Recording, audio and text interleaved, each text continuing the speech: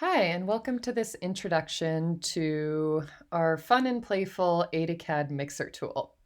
So the Mixer tool, as it says here, is a work in progress. We're still kind of fixing some errors and adding some new features. So bear with us, but also feel free to request features that you might want.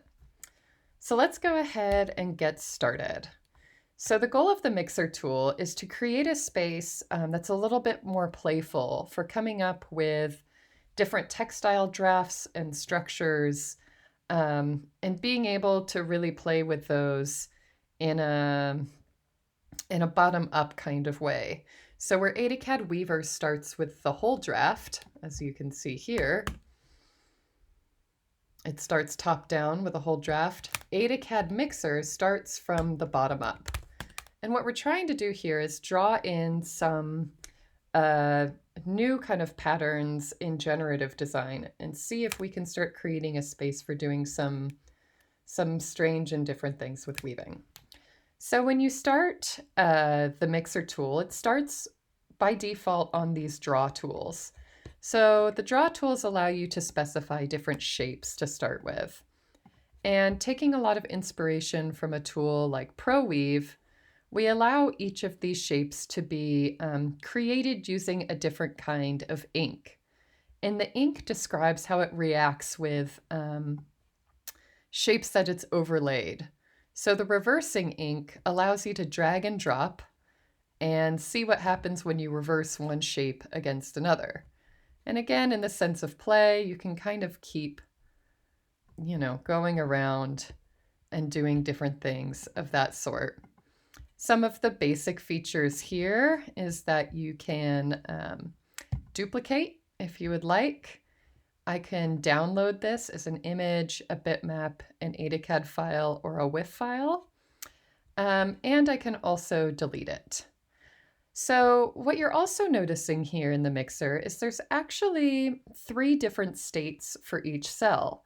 There's heddle up, which is black, heddle down, which is white, and then this transparent color, which means that there is no yarn that will pass through that point. So in essence, if we were going to create a draft from this, all those points would be heddle down.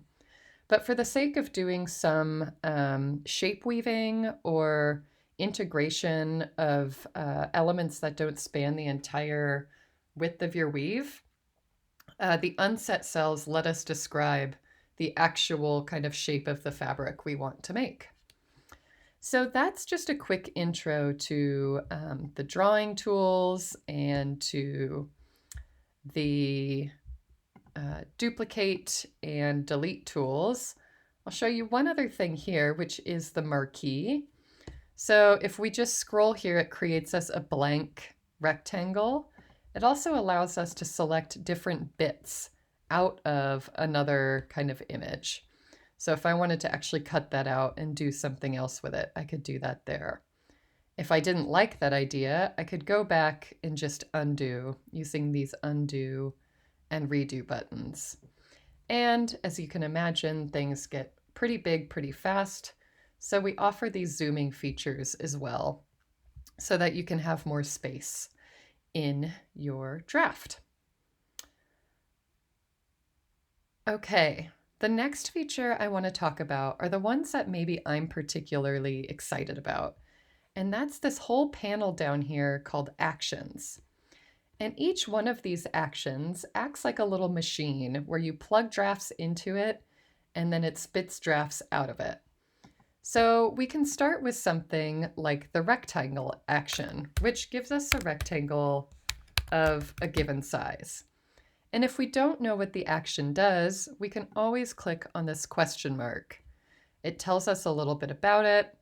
It tells you what those input values are and what you're allowed to put in there.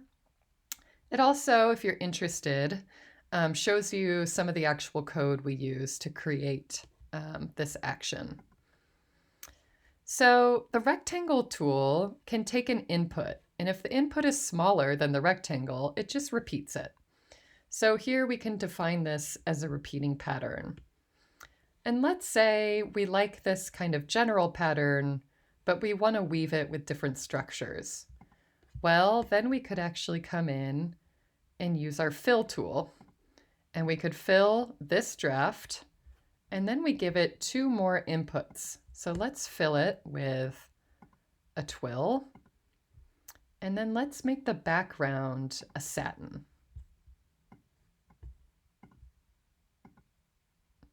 And let's go ahead and flip that satin so it's actually on the reverse side.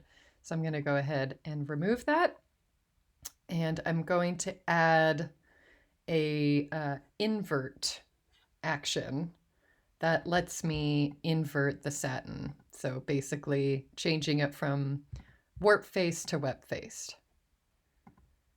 Great. So I can stitch together all these things in this way. And what's nice here is that if I change any of the parameters, it changes the entire workflow. So let's say if I want to make this rectangle bigger or smaller, it'll actually make the resulting rectangles bigger as well. Here we go. If I want to change the twill, let's say I want to make it wider or smaller. If I want to make the satin, you know, have longer floats or not, I can do all those things. And so that's the essence of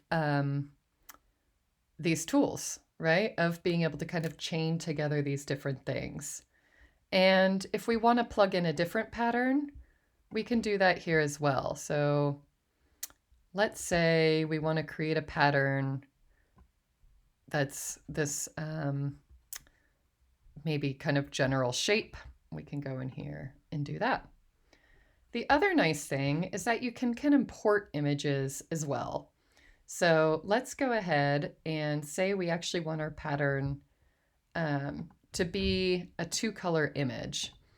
And I have a lot of 2-color images here. So let's just say, here's another draft. I load it.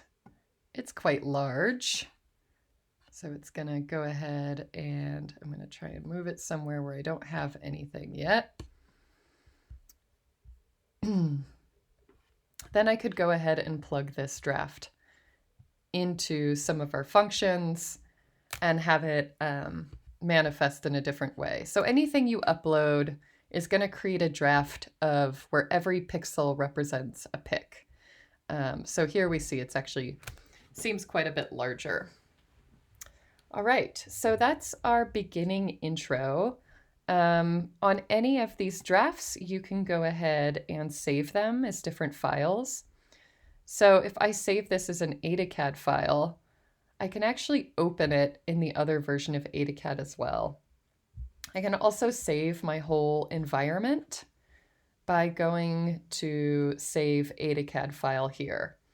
And I can open it and play with it from there. So in the next few videos, I'll show some different ways that I've been using the tool. Thank you so much for watching.